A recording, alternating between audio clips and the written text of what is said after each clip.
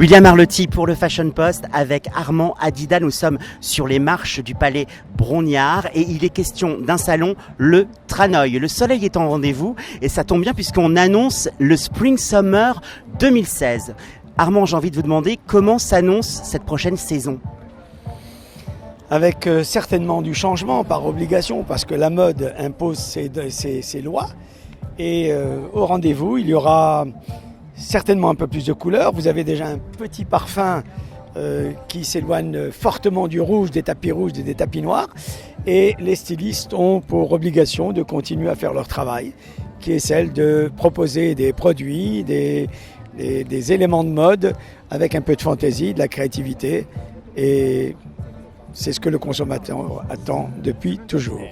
Ce qui est bien, c'est que vous avez remplacé le red carpet par déjà des gammes de couleurs. Donc on sait qu'on arrive dans votre univers puisque vous êtes directeur artistique du Tranoï. Comment se passe la sélection pour choisir un label, un créateur? Pourquoi l'un, pourquoi pas l'autre? Comment l'alchimie s'opère? C'est une sélection naturelle parce que le marché est très généreux à travers l'offre qui y existe. Et notre devoir, nous, notre cahier de charge, on va dire, est de rester autour d'un esprit de produits contemporains, mais particulièrement d'accessoires, de mode, mais en nous éloignant un petit peu de ces grandes collections, fleuves trop longues, encore plus difficiles à assumer aujourd'hui qu'hier. Le marché aujourd'hui qui est en plein mouvement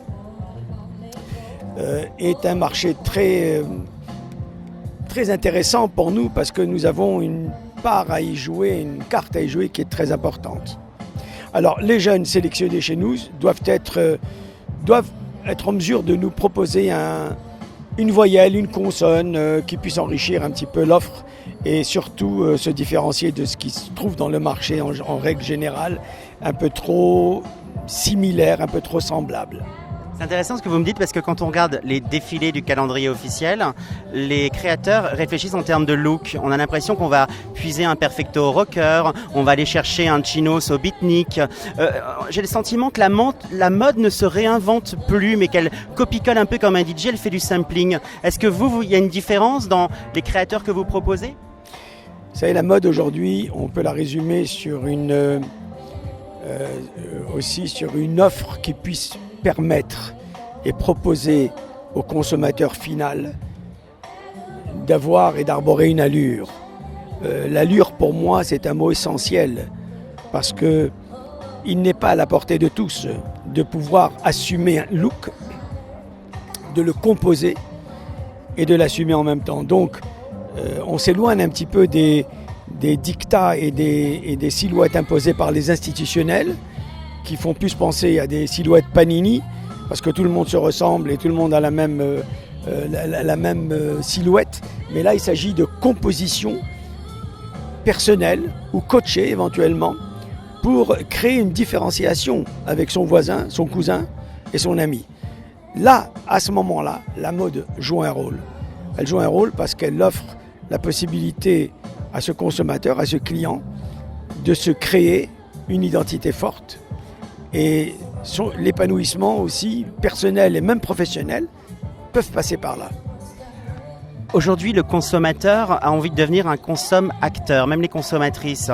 J'ai le sentiment qu'on a envie de connaître la source du produit, de regarder ce qu'il y a derrière l'étiquette, de savoir qui fabrique.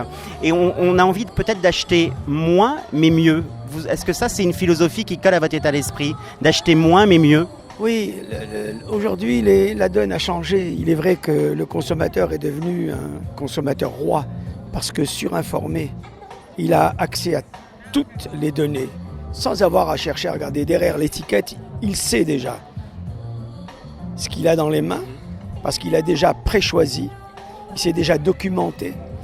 Et en plus de ça, si on doit porter une analyse sur le mode de consommation aujourd'hui de ce client final, c'est vrai que ces dernières années, tout a changé.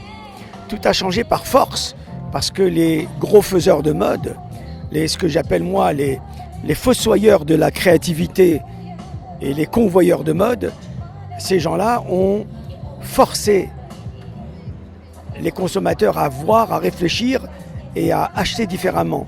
On s'éloigne de cette culture, de cet héritage du fait main, tailoring, cousu Goodyear, toutes ces choses que nos parents et nos aînés ont entendues à longueur d'année. Aujourd'hui, on porte un regard sur un produit fini qui est totalement différent. Et je pense plutôt que les personnes achètent plus, c'est le contraire de ce que je viens d'entendre, plus parce que la mode est accélérée, la mode s'accélère. On parle plus vite mode. On a besoin d'images accélérées. On ne peut plus rester statique parce que le statique est l'ennemi de la mode. Et le consommateur s'est bien imprégné de ça. Donc on achète beaucoup plus en regardant moins sur la qualité, sur l'origine, ce qui est vraiment plus une question politique, économique, que le consommateur s'éloigne totalement de ces critères-là.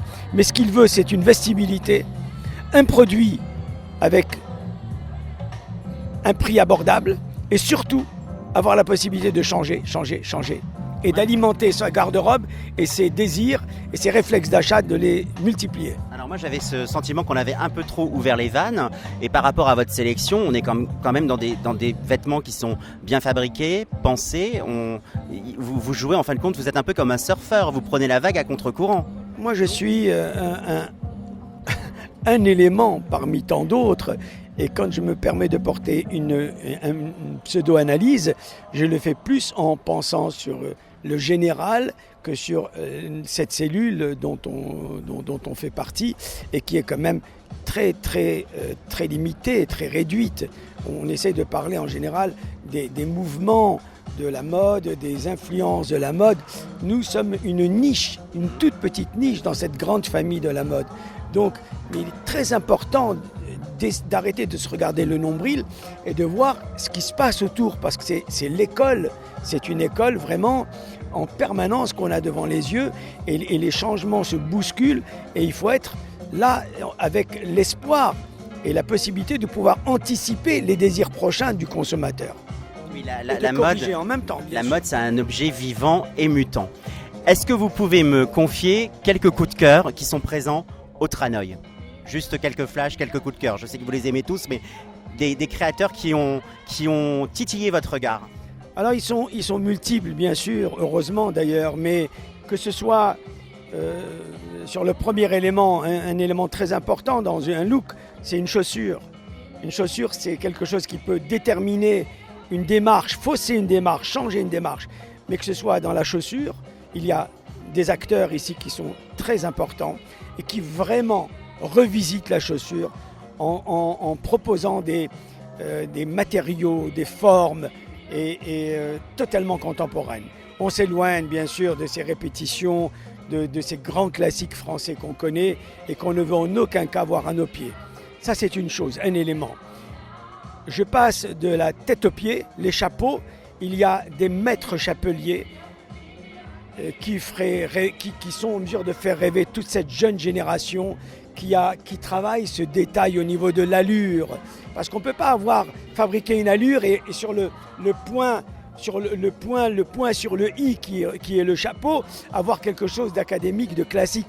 Là, on a vraiment les fantaisies, la recherche de matière, la manière de jouer le volume avec le chapeau. On est seul décideur et on a ce pouvoir de moduler, de revoir le chapeau. Ça, c'est une chose. Après, tous les autres accessoires, que ce soit à travers la maille, les vestes, les pantalons, les chemises, les t-shirts, les sacs et tout, ben, tout est là. Alors, vous dire un coup de cœur, oui, mais ce serait une manière